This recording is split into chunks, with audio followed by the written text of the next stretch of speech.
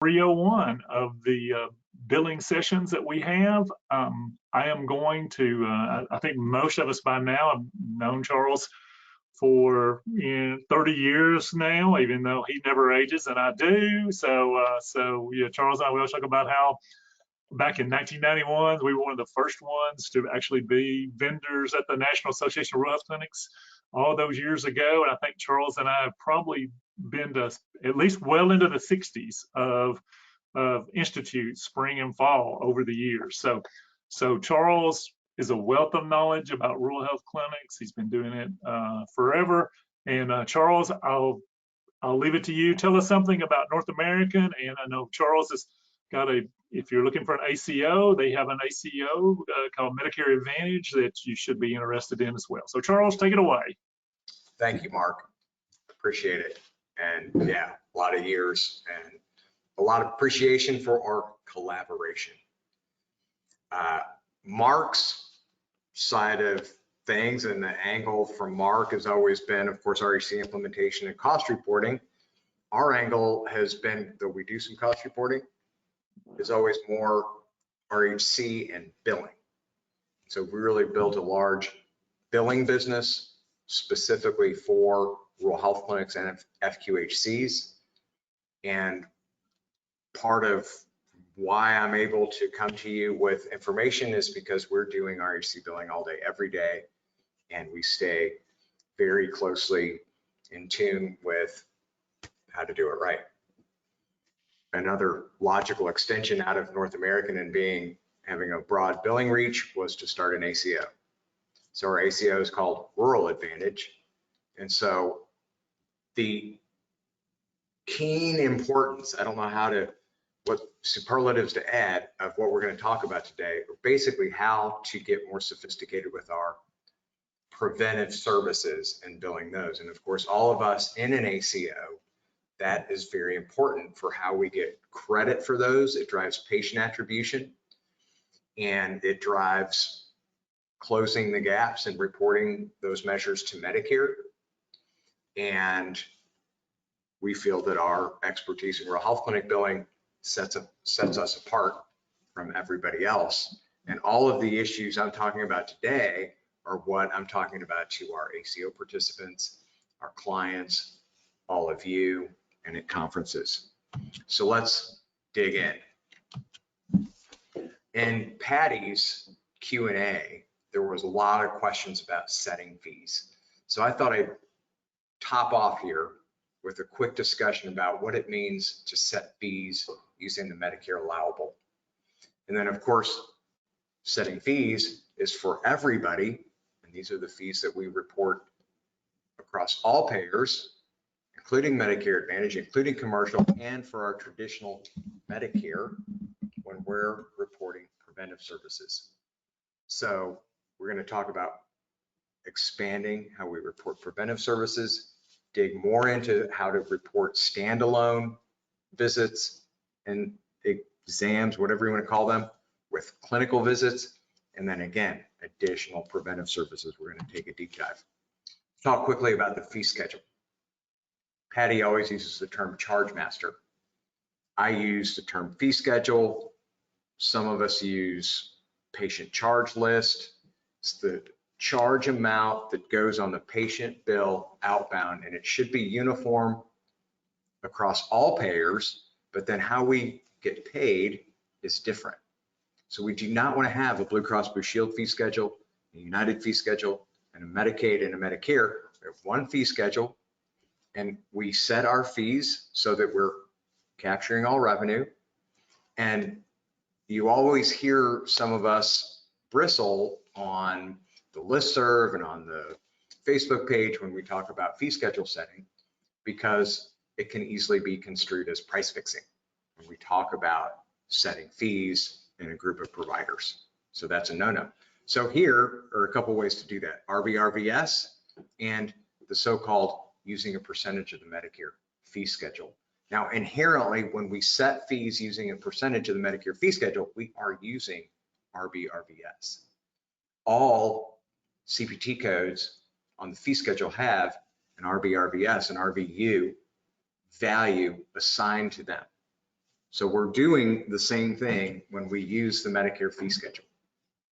When we say we use the Medicare allowable to set our fees, our patient charge list, this is a common method for determining what our patient charges are. It equalizes everything. We're not price fixing. We're going to a reliable source. And even our payers, of course, use Medicare as their basis for their payments, our commercial payers. So when we talk about using the Medicare allowable, we use a multiplier, 100%, 200%, 250%, that we apply to the Medicare allowable in any given year. We're inherently using RBRVS again when we're using the physician fee schedule to set these fees. And again, our common multipliers, however you want to look at it, are 1.5 or 150%, 200%, 2.0, 2.5 is 250%, and we use the Medicare physician fee schedule to do that. Now, when you go to look up the fee schedule, you're going to see a bunch of different components. When you go and you need to go to your own MAC fee schedule, every MAC has a fee schedule for their particular region, and each MAC's fee schedule page typically has these components on it. And the physician fees that we're looking for is under that physician fee schedule component. You won't see any labs on that fee schedule because that's all under the clinical laboratory fee schedule. So when you want to set your lab fees, that's where you have to go. And then their ASP drug pricing file is where you have to go for your injectable medications. So professional services, minor surgical procedures, evaluation and management is all on the physician fee schedule, which are all broken up into locality files. I'm sitting here in wonderful downtown St. Louis, which everyone knows and loves, especially me. And our locality is typically 0-1. And out in rural areas of Missouri, all rural areas in most states outside of any urban areas are typically locality 99. Now, a state like Texas doesn't just have a locality 99, they have several different localities based on geography in the state of Texas. California, I think, has locality 99, and all of the rest of our very urban states like Arkansas or West Virginia only has one fee schedule for locality 99. But when there's a choice, look for locality 99. That's for everything non-urban in a state, and that's the physician fee schedule, locality 99 that you want to use. And this is typically what the output that you get looks like. If you look at the bottom of this table on the right, we have two different 99213s down there. We have a 99213, I would call it a pound sign still, hashtag, number sign, whatever we want to call it. That is our facility charge. So our hospital provider-based folks would use that. And you see it's lower. So we don't want to use the facility pound sign, hashtag, number sign for setting our fees. See the 99213 with 8419. That's the one you want, the one without the hashtag. We take that 8419, whoops. Oh, the next page was 99214. So I put the substitute. So here we see 214 has 119.46. I'm going to take both of those numbers, and depending on the multiplier you want to use, how we set the fee. So 8419 times 1.25 is 105. Personally, I always round up. We set the fee at $106. Some of us, particularly our hospitals, have higher multipliers. What I personally like to advise our clients to do is think about 175 for evaluation and management, and then 200, 250% for everything else. Let's look at 214. This is a 99214 for 2023, the great state of Missouri. Locality 99 is 119.46 is the Medicare physician fee schedule. And there's what the various multipliers would look like. And the suggested fees, I always round up. Oh no, I just lied, I didn't. It should be 150. But we can see how, and then we do this for all of our fees. And again, knowing labs, you got to go to a different file. Medications, you got to go to a different file. When we talk about setting as a percentage of Medicare, this is what we're talking about. great way, very compliant, equalized way of setting all of your fees. Is not based on you being in cahoots with your neighbors. So don't go to ask your neighbors. Don't go survey your neighbors. Don't go survey other providers in town. Don't go on the listserv. Pull the Medicare physician fee schedule and choose the multiplier that you're most comfortable with. That's the way to do it. Now, RHCO was founded on this premise right here. Universally, when I speak on preventive services or when I do preventive service reviews, chart audits, when I speak to organizations about how they're billing or what their perception of how to bill preventive services is, what I find is that most are not reporting quality preventive services correctly. Approximately 1 in 10. In my poor math mind, I'm pretty sure that is 10%. We're actually billing correctly when I get down and look granularly. Is that a term? When we look in a granular manner at the claims, we find that very few are actually going out correctly. Why is that? A lot of us don't know. A lot of us think that we can only put one line item on a claim. A lot of us post a charge, but then our system does something to it by the time it goes through EDI and submits a claim. Software logic, our RCM people, codes get changed, bundling happens. So we don't actually often know. We're disconnected often from the detail that goes out on our claims. So we're here to lift the mystery. So we have false impressions. I still get a lot of folks that say, hey, we have to have evaluation management service on a claim to bill for rural health. No, you have to have a medically necessary face-to-face encounter or a qualified preventive service to bill an RHC encounter. We have to have one of those to bill a claim. But just because only one encounter is claimed, is paid, excuse me, only one encounter is paid, does not mean that we should not report additional services such as annual wellness visits or subsequent annual wellness visits at the same time. I often get, oh, we only get paid one encounter. We can't report that on the same claim. And that is false. In most circumstances, and we have to really distinguish the difference between payable, only one encounter is payable, versus what is reportable. They're vastly different. So we need to report all of our services as rendered to Medicare because that's part of our participation agreement that we sign on the 1561 form as participation agreement as rural health plan. We're going to report all, actually it doesn't say that in there. We're going to comply with all Medicare rules. And way down in the Medicare rules, we're supposed to report all services that are rendered to our Medicare patients. We can't underreport, we can't over-report, of course. The one time I got a finger wag, and I could tell I was going to get a finger wag. I was up on a stage in Texas, and a former CMS person was waiting for me at the bottom of the stairs. They're now retired. And I had never met this person before, but they had a certain CMSE presence. And she said, when we were first talking about annual wellness visits, because I was advising people just to tell patients to come back for the annual wellness visits, she said, you do not tell patients to come back for their annual wellness visit because patients have transportation security problems, and that's the whole purpose of us being a rural health clinic. And I said, yes, ma'am, you're absolutely right. You can look at me and tell that I take my transportation security for granted. None of us should. But that indeed is highly problematic, and especially with our ACO,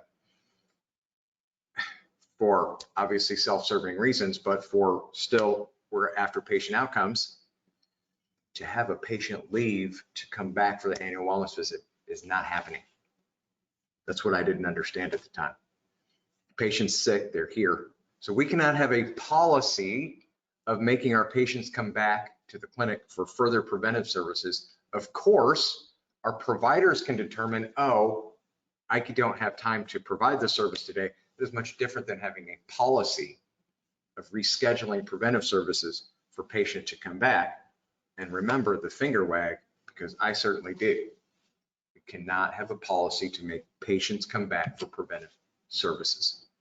Now, we have a couple different phenomena that happen with preventive services. The patient comes in and wants a preventive visit because they're free, but they're really sick, and there's no way we can really do a preventive visit. But then the patient doesn't understand why they get a bill afterwards. Or vice versa, the patient's really sick and we can't talk them into, oh, why it's really important, let's take a little extra time to do an annual wellness visit. So again, both of these are instances where, hey, this patient's here, they've got 30 raging chronic conditions. I'm the provider determines I can't do preventive services today. That's much different, again, than having a policy that says, come back later. That's what we don't want, is the policy to come back later. Bridging these gaps are all about patient engagement. I shouldn't use that term. Closing the gaps means something for us all in the ACO world. Patient engagement to help patients understand why we need to perform these annual wellness visits, and internal processes to ensure that it's easy to complete an annual wellness visit when the patient's there for a sick visit are key. And of course, those are both their own topics and presentations. Patty and Amanda have already covered the qualifying visit list. So we know, yes, we have to have one service. It's a qualifying visit or qualified preventive visit from our QVL in order to be paid. And our payment and our coinsurance is based on the qualifying visit line, unless we have a preventive visit. We're paid for the professional component of preventive services, just like we are for clinical visits, and coinsurance and deductible amounts are waived. This is the whole reason right here that we have to bundle CG modifier lines and why it's so impossible to automate, because with all of our preventive service billing and the way we have to remove preventive services from our CG modifier line, it becomes very difficult to automate. We know we have to have one CG modifier line for 52X or 900, and we're going to have an all-inclusive rate subject to coinsurance and deductible again, unless it's a preventive visit. This RHC FAQ that Patty said is going to go away, I hope that doesn't happen, because this is the best resource for bundling. It has all of our specific language of how we're supposed to bundle these services, and it talks about when we have qualified preventive services, those qualified preventive services have to be reduced from the total charge from the CG modifier line in order to calculate coinsurance and deductible. A routine exam is not the same as an annual wellness visit or a welcome to Medicare visit. Many of our commercial payers will pay routine physical exam, but Medicare does not. Medicare does not. Medicare, for anything routine, as a rural health clinic, we know we can't bill anything routine. Our preventive services are not routine. So we need to banish the term routine. So we don't want to have, for example, an annual wellness visit with the chief complaint as routine checkup. Just stop using routine. Annual wellness visit, welcome to Medicare, preventive services, not a routine physical. Now remember, this is our qualifying visit list. And one of the conversations that I saw in the Q&A was about depression screening. Depression screening on the previous, on the 201 session, depression screening is on the qualifying visit list. That can go on a claim by itself. We're about to learn about standalone encounters, but any of these by themselves are encounters. Well, let's hold that thought for a second, because we have two types of preventive services. Patty already covered some of this. We have our same day bill, which is the type of preventive services. that we receive an extra payment for when we have a sick visit. We get 2 encounter payments. And of course, why do we have a category? Because we only have one. Our Welcome to Medicare visit is the only preventive service eligible for same-day billing, so that when we have a Welcome to Medicare exam,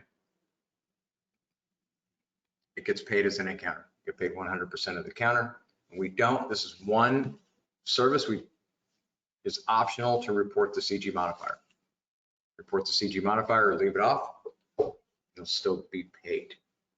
So that's the Welcome to Medicare exam. I think we've already covered that. But now in this case, with a same-day billing eligible service, of which Welcome to Medicare is the only one, again, we can report the CG modifier, we can leave it off. We're going to get 2 encounters for this.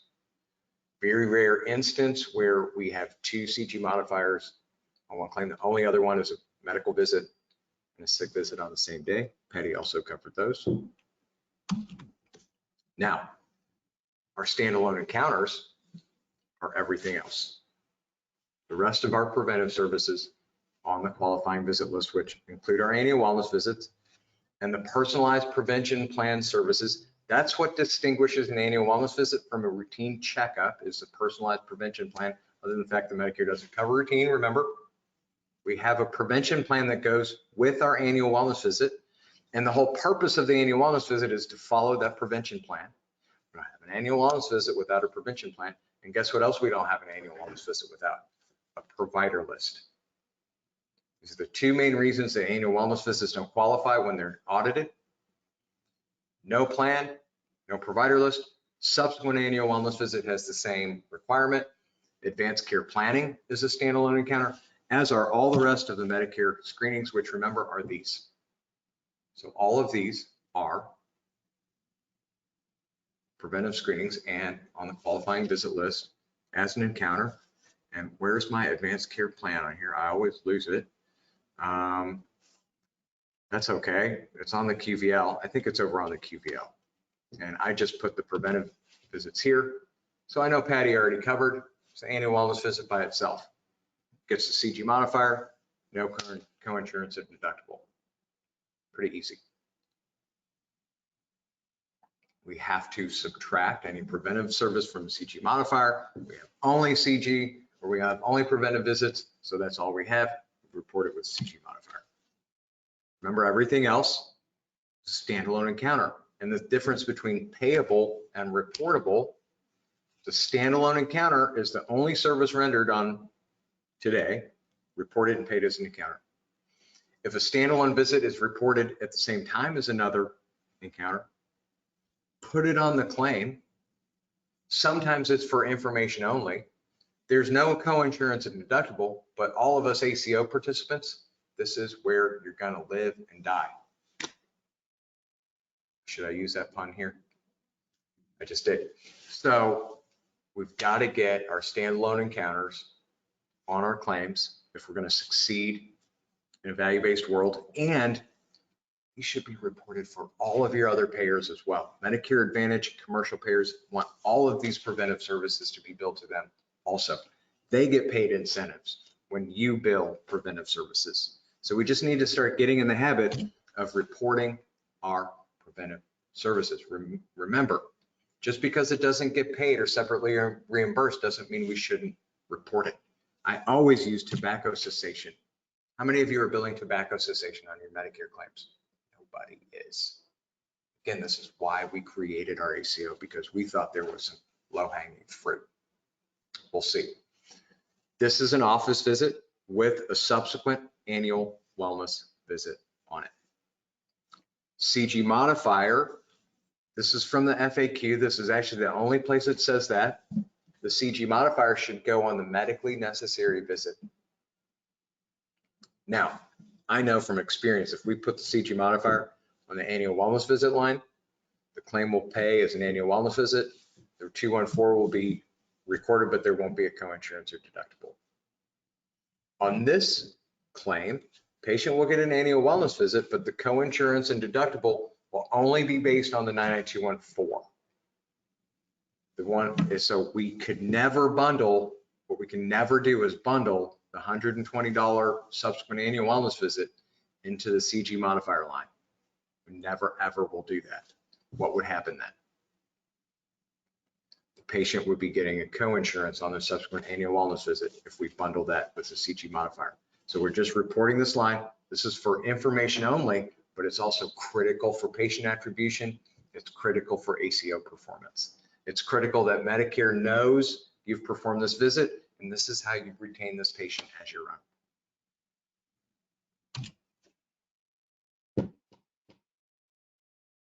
Nurses can perform subsequent annual wellness visits. In the real world, in the regular world, nurses, we get paid the line item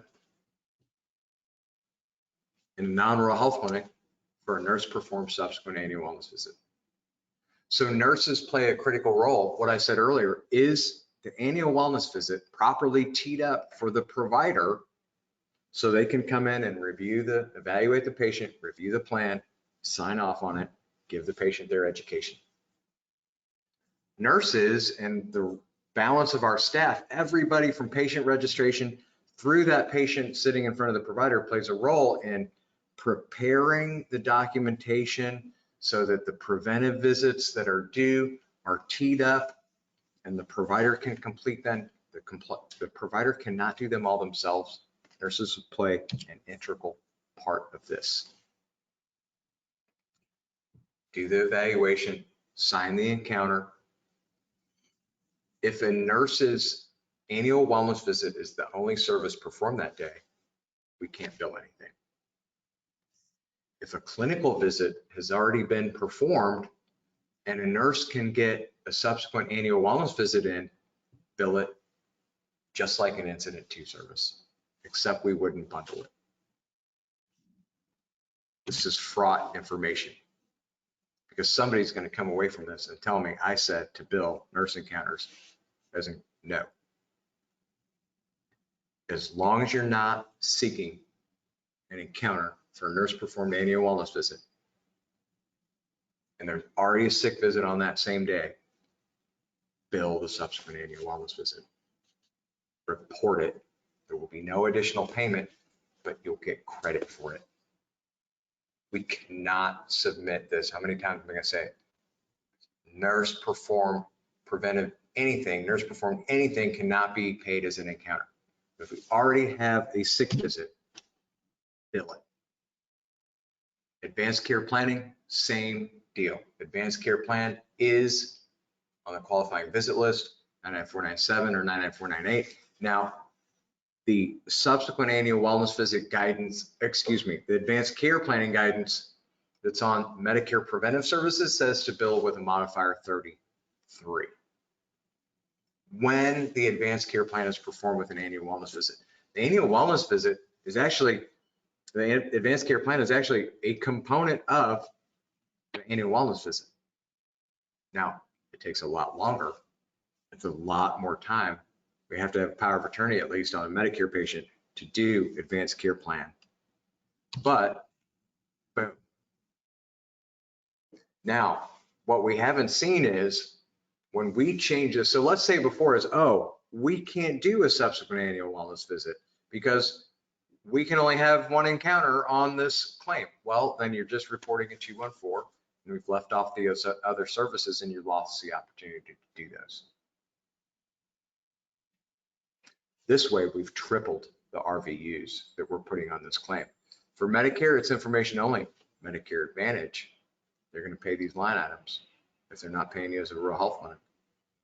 All of your other payers want these. Of course, commercial, advanced. I have an advanced care plan, and I'm not a Medicare patient. Any one of these could be submitted on their own, minus the 33 modifier, and paid as an encounter. Subsequent annual wellness visit, advanced care plan. Altogether, it's one encounter payment. But look at the services we provided this patient. How about a well woman exam?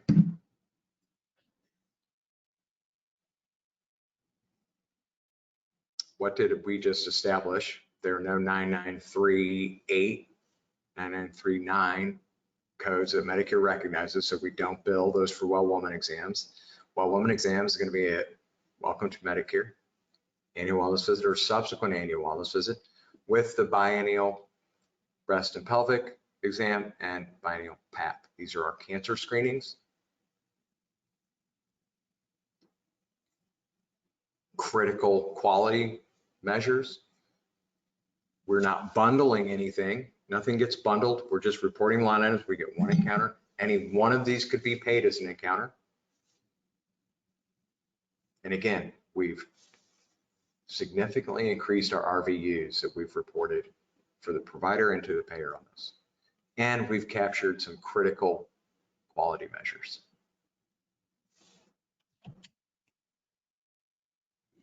Diabetic counseling. We're all thinking about CPT-2 codes. So while we're looking at all these preventive visits, how many of these preventive visits overlap with our HEDIS measures for which we need CPT-2 codes? Some don't, some do. So on a rural health clinic claim, we don't have any way to submit a CPT-2 code for the A1C status. But we can submit a HCPCS code for diabetic counseling. This is one way we would get credit for diabetic counseling and get credit for the preventive measure, and of course, deliver the service that our diabetic patients need. This is a preventive service that would have co-insurance on it. Just to differentiate ourselves and cry victim, FQHCs get diabetic self-management training and medical nutrition therapy paid as an encounter. RHCs don't. Next time you talk to your congressperson. This has co-insurance, but this is a way to apply a couple of those preventive services. How about tobacco cessation? Do you know how many providers I talk to that I ask them, are you doing tobacco cessation? Yeah, we are, every patient. Billing. Do you ever bill tobacco cessation on a Medicare claim? No. I always get maybe one or two people. Let's change that. Let's change that, folks. You folks in an ACO, I'm giving my ACO competition free advice. Start billing your tobacco cessation. It makes no difference on this claim. It's information only, but you're going to get credit for it if you're doing quality. Oh, by the way, by itself, that is an encounter. Our soon-to-be medical director, Kelsey Hopkins of wonderful Greenville, Illinois, is about to take over as our medical director in performance year 2024. We're extremely excited about that. Dr. Hopkins is a fantastic clinician. And he said, you mean if I haven't had time because this patient has 36 chronic conditions, and I said, we haven't had time to do the tobacco cessation today. That we can come back for, and that's perfectly acceptable way to have a patient come back for an additional service. Not a policy to do that, but we've used our medical judgment, and our medical director, our provider has made the decision, I can't treat this today, I need you to come back, but we need to talk about tobacco cessation. Any of our preventive screenings that are on that QVL are really our standalone encounters, and there is no co-insurance on that. We had significant debate about screening for depression among our providers and our participants. Because when you look up in the CPT manual, we give a bunch of time limits. When you look up the national coverage determination, which is what CMS has to say about a particular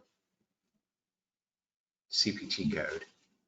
This is the CMS national, see, I've got the link to it. CMS says that a depression screening is an annual screening up to 15 minutes, which includes staff-assisted depression care and the supports that your staff give. So there's no minimum 7 minutes. It says up to 15 minutes for depression screening. which is its own qualifying visit. And just like, I don't think I have this with an office visit, I don't. But we could do any of these three I'm about to show just the exact same way and should be. So there's tobacco, we can do that alone. Depression screening, we can do it with another annual wellness. We can do a depression screening with a subsequent annual wellness visit. We can't, as part of an annual wellness visit, but you could do a depression screening with a sick visit, clinical visit. Up to 15 minutes is not a time minimum. And alcohol screening is the same way. Alcohol screening for the NCD doesn't talk about a time limit. Most providers say to me, hey, the alcohol screening CPT says 7 to 15 minutes, and this is like a 2-minute questionnaire. So I encourage you, oh, I got a typo in there, to go look at the NCD for alcohol misuse screening, and that is a qualifying visit for us, standalone encounter. It's on the qualifying visit list.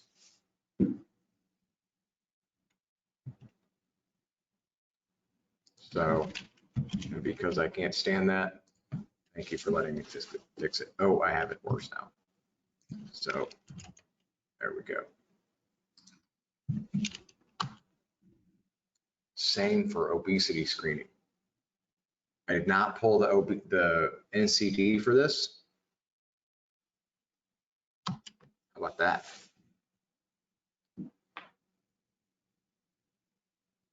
Now, as Mark just said before we got started, we are really cooking with gas. We're going to get one encounter for this visit.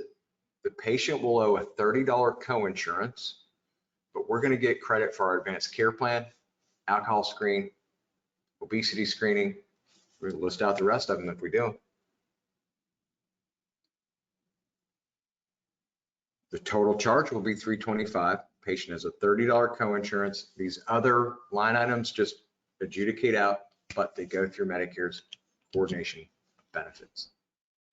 Almost all of these Medicare preventive services, we have some way to bill, and they roughly correspond, not great. So for example, we don't have a way to deal with fall risk. We don't have a way to deal with A1C.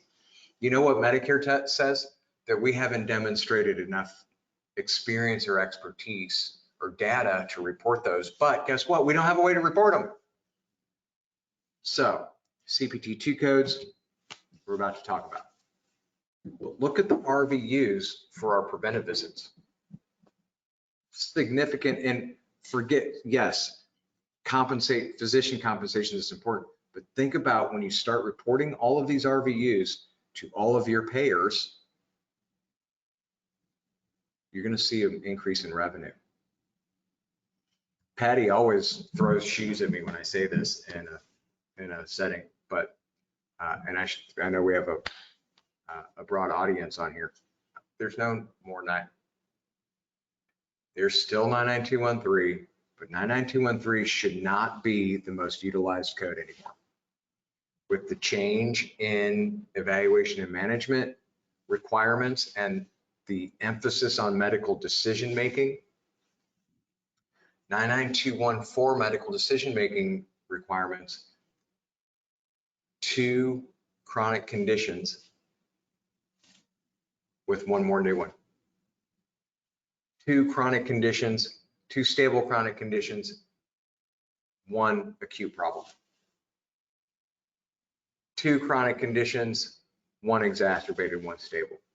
All of those are generally 99214s. So really look at your coding, hire a coder, look at your levels of service and determine, are you under or over coding, and make sure, but when you start to report your RVUs properly, there is an increase in RVUs for reporting for compensation to payers. We may not get a lot of extra reimbursement on the rural health clinic side of it, but on commercial and particularly Medicare Advantage, report all of your preventive screenings. Get out of the habit of just 1 line item per RHC encounter. Stop thinking like that. That's old thinking. Your diagnosis codes are equally important. HCC codes are what we need to talk about, and this is how Medicare knows how sick your patients are. I'm an MBA. I'm not a clinical person. I'm sure that's evident. It's the difference of reporting diabetes versus diabetes with hypertension. It's the difference between reporting hypertension unspecified and, again, diabetic hypertension. So HCC coding is the other side of this. Even though some of your software may limit you, for example, on the line to 4 diagnoses, there are, I think, at least 12. I get varying answers on this. I think there are at least 12 diagnoses per line item that we can put on. But if you're getting, somebody's telling you you're being limited to 4 diagnoses, that's not true. That's a software limitation. And we need to report all patients' chronic conditions on that annual wellness visit. The old kind of, I don't know what you want to call it, the saying that I hear a lot in HCC coding world circles are that the patient, if they have lost a foot to diabetes, every year grows that foot back until the diabetic morbidity is reported in an annual wellness, comorbidity, I should say, I'm again expressing my clinical ignorance, is reported in an annual wellness visit. So the annual wellness visit is an annual reset of all of our patients' chronic conditions that we're reporting and that we're treating and that are reflected on our plan of care. And our specificity of our diagnosis codes becomes fundamentally important. But remember that though they're preventive services, these never get submitted on a claim. Flu, pneumo, never get submitted on a claim. And Mark can probably speak better to COVID, so I don't talk about these things. So these are preventive services, never go on a claim, go on the cost report. Annual wellness visits and telephone only. What a tired topic. Yes, we can perform and be paid for an annual wellness visit that is telephone only. However, we know, and Patty talked about, that even though we can perform any of our, well, some of our preventive services, let's call it an annual wellness visit, on the telephone and telephone only, we're only going to be able to report that with a G2025. There is no way to report an annual wellness visit that is done via telehealth in a way that Medicare will recognize it. We use the CS modifier to make sure there's no cost sharing, but the CS modifier still just waives the co-insurance on the preventive visit. It doesn't tell Medicare, and nor does Medicare give you credit for having performed. So CS modifier has to go on. Our Medicare will apply cost sharing to the telehealth, and we still have the G2025 to deal with. How do we track G2025 and annual wellness visits? There's only one way to do it. And look, this always gets misconstrued. Medicare will only accept a G2025. But if you perform and bill a G2025, you have no way, and do an annual wellness visit for that, and for that telehealth visit, you have no way of knowing, oh, this G2025 was an annual wellness visit, unless you post some kind of dummy charge with it.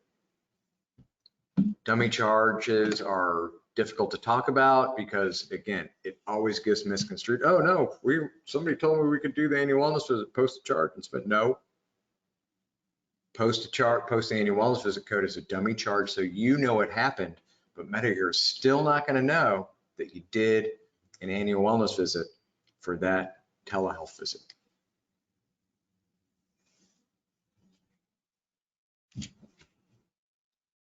Medicare is not going to register that G2025 on their coordination of benefits. CPT 2 codes. I just alluded to the fact that our MACs cannot, are really not supposed to accept CPT 2 codes. Some of our MACs will accept them, but they'll only accept them as penny line items. And of course, we would never bundle the penny with a CG modifier. This is very hit or miss, very, very hit or miss for traditional Medicare. For Medicare Advantage that are paying you fee for service, submit all your CPT 2 codes, submit every line item you can. Right now, technically, Novitas will explicitly bounce anything with a CPT 2 code on it for a penny under any circumstance. They won't process the claim. Others, and I think at Novitas, it's even worse. I think they go to RTP status, and then they're stuck in the RTP hole. I think a CGS might process the claim, but they bounce the line item. We don't know if Medicare will give us credit for that or not. We'll find out here at the beginning of the year. But generally speaking, expect that your MAC is not going to accept your CPT 2 code. Again, what we tell our participants is post the CPT 2 code in your system so we have a reference to go back to, and we're not just digging through medical records to see who got their A1C checked. Post a dummy CPT 2 code, don't submit it on a claim, and just use it for internal reporting purposes. In our view, that's the best use of CPT 2 codes for traditional Medicare right now, is post them internally, don't submit them on a claim, and it's an internal data mining index, really. So no CPT 2 codes yet, except for internal use, just the takeaway there. Mark, look at that, I finished pretty quickly. So. Yeah, hey Charles, yeah, I wasn't even ready. I didn't have my phone on. Okay, perfect. You finished on time, Charles. I'm very proud of you. We do have some questions here, so let's go through and ask you some questions. Number one is a lot of things about the handouts. So the handouts, I will email those out to everybody. They are on our website at ruralhealthclinic.com. They're also in the Facebook group, the Rural Health Clinic Information Exchange. So we got about 4,700 members. If you haven't joined, please join, and I'll put all sorts of stuff on there. And so, okay, and then the next question was, let's see, Brenda asked, was it Barbara Freeman that wagged her finger at you, Charles? No, I'll never name any names. I know who did it. The same person. The first NARHC meeting, I was up talking, and she came cartwheeling up, and she actually took the microphone from me and started telling everybody what I said wrong. About a few months later, I went down to Texas. Oh, I may be giving her away a little bit there, but I went down to Texas in front of about 300 or 400 people and started saying the same exact thing she told me I needed to say at the meeting in DC. And she came up and cartwheeled up, grabbed the thing, and started exactly the opposite. So I was like, I cannot win for losing, but it's a really sweet lady. We had a really good relationship for a long, long time. So it was a lesson in be sure about what you're saying. Yes, it was. Okay. Now for some real questions here. Why do we get an edit error code when we are trying to build a G0403 with a Z12.5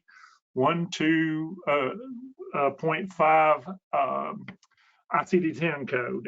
And Charles, I was trying to help you on this one. That is an EKG, just so, because I know if you're like me, I can't remember all the different codes. So that is a screening EKG.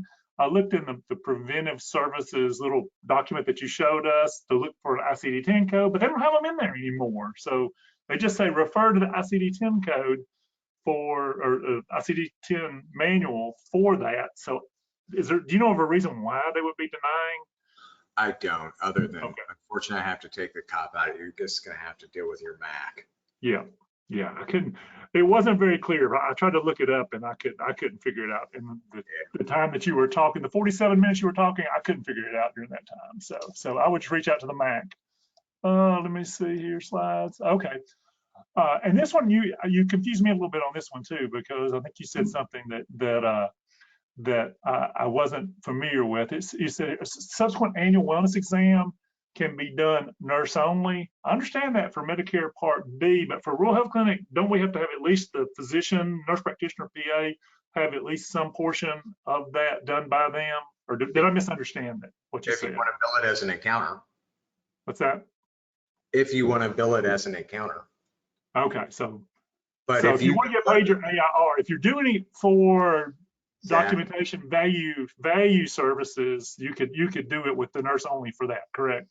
Absolutely. And Okay. and go look at the requirements on it for the subsequent annual wellness visit. Those are nurse performed. It's just that, yeah, if we want to get paid an encounter for it, it's got to be the nurse practitioner, PA, physician. Okay. All right. That makes sense. If you just want to bill it incident 2, which I'm encouraging people to do, bill it incident 2, but just don't bill it as a standalone encounter.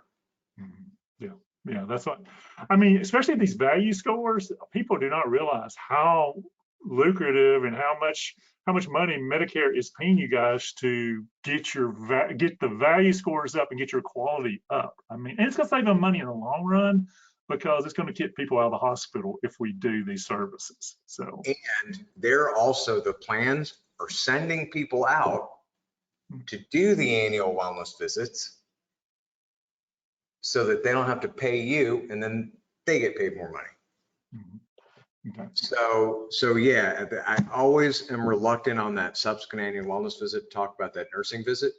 Yeah. But the thing we need to lobby for as rural health clinics is we should be getting an extra payment for the annual wellness visit, period. Absolutely. The rest of the world does. Absolutely. Yeah, that's one of the biggest issues. Well, I know you and I, we both do a lot of conversions into rural health clinics, and then when the doctors hear that, wait a minute, I'm not going to get paid, for both an annual wellness and an E&M on the same day. I mean, it's almost like a riot when they hear that. That's why I say make sure on any of your Medicare Advantage that are paying you fee for service, bill every line item you can to them. Okay. Let me see here. Okay. Is it correct about having a power of attorney to do the advanced care planning? I had never heard of that. So she's Daya's going to find out some more information on that. When we try to get those done at nursing homes, we often have trouble because we don't have, maybe somebody's got a power of attorney and they want to agree to the advanced care planning. Okay, so you need a power of attorney.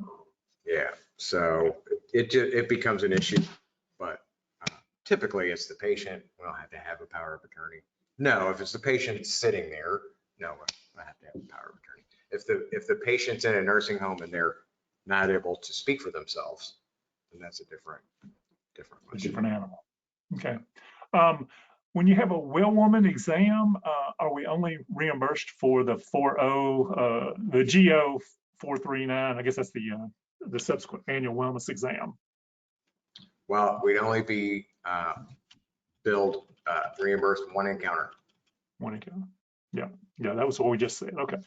So that would be, we just get, so yeah, they probably pay on the G0439 on that one. Okay. This next question, you could probably have a full webinar just on this. It's a really good question by Jacob. It says, what strategies or initiatives that can be explored to reduce the cost associated with preventive services, and how can these approaches be scaled to ensure widespread affordability and accessibility? That's from Jacob Sylvester from Healthcare Focus and Solutions. So that's a really good question. Well, I think that part of, I'm not as sure I agree with part of the premise of the question, the cost of preventive services. So the issue is that we know, for example, that a transitional care management service, that's the whole basis of ACOs. One transitional care management service saves Medicare $4,000. How do we make them more accessible? That's our whole mission as a rural health clinic. And that's exactly what I'm trying to emphasize here is, yes, it's a problem because we don't get paid for these. If that's where you're talking about the costs associated with these. Medicare's response would be, well, you get paid your cost for a patient, so you're technically being paid the cost. We could quibble about that. But yes, we do have problems with particularly like care management services and patients sharing some of those, the cost sharing on that. But hopefully all of us in our rural health clinics have some kind of robust charity care that we can tell our patients, look, we're going to do everything we can so that you don't have to pay this bill. We have, we'll bill your secondary. If you set up a payment plan with us and pay $1 a month for the next 10 years, that's fine with us. And so I think those local charity care discounts are really important to make those accessible. And again, I'll just come back. This is the whole point. Let's start doing more of these. Yeah. You will make more money. Yeah, I think there's a whole cottage industry out there in rural America of trying to get us to understand, how to provide preventive and value-based healthcare in rural America. And it's relatively new, but there's a lot of people out there that are doing great work, Rural Advantage and all those, trying to get us to understand that. So it's a big learning curve for us. It is, and we have to. So I was just in a very rural, very remote, very isolated community, and there was a patient that had died of lung cancer, and he'd been in with his wife every day to treat her, or every week to treat her diabetes for a couple of years. And so, the provider was talking to me, said, man, how could I have gotten this old farmer, how could I have gotten this guy in to understand if we'd just gotten him a lung cancer screen? Mm-hmm. Oh yeah. That's it. I mean, Gary Lucas here says he agrees with that. I don't know if you don't know Gary. Gary is fantastic on billing. So maybe we'll get a 401 session going and get Gary involved. But he's with ArchPro Coding. If you've not done the 11-hour, 12-hour boot camp on RHC billing, that is money well spent. So go look up ArchPro Coding and see Gary, because all of our group has done it, and it is well worth the time to do that. Let me see here. So when we are charging for an annual wellness exam, are we to use the 993XX versus the GOXXX plus all the codes for the G codes for each screening done? Sorry about that one. That was, I would say yes. I don't know. Or say no. Okay, no. No routine codes. Okay. No 993. We're always going to use, these are our codes. Medicare will not, even in fee-for-service Medicare, they won't look at your 993 routine codes.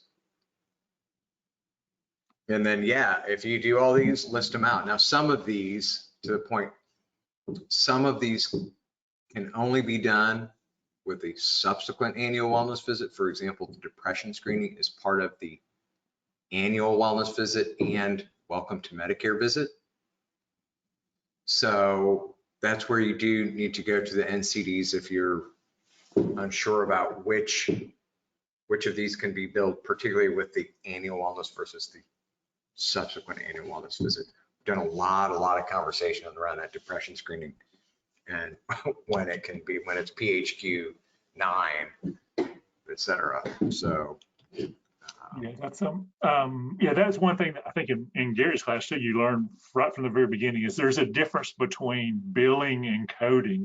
Coding is that 993 CPT code versus billing are those HCPCS codes, that G0 whatever. So that conversion between the CPT and the HCPCS code, that's where your billing folks really are going to be invaluable learning, translating that information from the coder to the billing system. So, okay, we'll do a couple more and then we got to get out of here. When billing for those screening CPT codes, such as tobacco, breast pelvic exam, I know you list them all, but do you roll them up into the office visit? No, never. Yeah, there's no deductible or copay on those, so you don't roll those up so the patient doesn't know. And think about it, that's why we don't bundle ever. We never bundle lab services. Because then a lab, you got a copay on it. And the biggest problem with that is we're charging Medicare patients for a service they should not pay for. The Medicare really does not like that. Okay, next question. Can we bill flu and pneumococcal to Medicare Advantage plans that are contracted as an RHC? I'm told that you cannot capture these on the cost report. I'm a cost report person, and that's absolutely true. You cannot bill those Medicare Advantage, or you cannot put those Medicare Advantage flu and pneumococcals on the cost report for Medicare Advantage. I guess my answer is going to be is you just got to reach out to the Medicare Advantage plan and see how they pay for it. I would think that you could bill them for it and they would pay you for it. Charles, is that your experience? Or? I would bill everything possible to the Medicare Advantage plans that you can. Yes. Okay. Okay. Next question here. This is a good question. Can you bill the CPT2 codes off? Can you split the CPT2 codes off and send them to Medicare Part B to get credit? No. Okay. Okay. It's either you got to put them on a registry. It's got to be a full claim. Registry. And I think for Medicaid, you can get some credit for it. If they're billing on a 1500, you could possibly get some credit for Medicaid. But yeah, that is a big problem with our system too, Charles. We've got to get that figured out because I mean, 50 ways to do that. Some state Medicaids will let you and encourage you to bill those CPT codes. For example, Louisiana, I know we get payment for some of those, but it's very state specific. Okay, let me see here. We'll do a couple more, then we'll close it down. You can do the annual wellness visit by an RHC provider at the patient's home as well, correct? Absolutely. Yes, that's a place of service 0522. Yep. Can you speak about the new code coming in 2024, G2211? I don't know. We talked about that yesterday, Nathan and Sarah, and I don't. I had fires burning yesterday and I couldn't attend the thing. And so stay tuned for that. Yeah, we'll work on that one. And then Patty says an EKG is only for the IPPS. So that's the initial one. Initial, well, there you go. So it's not, the screening is not part of an annual wellness visit. Okay. Got it. Okay, we are seeing RSV vaccines and RHCs. Is there information on RSV vaccines administration code used and being reimbursed in RHC? Okay, I know the answer to this one. Janice, it is covered under Medicare Part D. It's not a Medicare Part B covered service, so you're going to have to get somebody like Transact RX or RX Transact and bill it to Medicare Part D. It's not going to be billed that way. Charles, is that the way you understand it? Okay, perfect. Okay. Let's see here. Okay, and I think that's pretty much it. We're going over a little bit of time there. We got a few more that are left over, but I'll look at those later and try to address that to our folks as well. So Charles, thank you very much. You did an excellent job as always. We certainly appreciate you. Appreciate everybody being here. We're going to do a billing test tomorrow. I've got 20 questions that I worked on them today. So come back tomorrow and same time, and we'll give you a little test. So thank you, Charles. Thanks everybody. Thanks a lot. Bye-bye.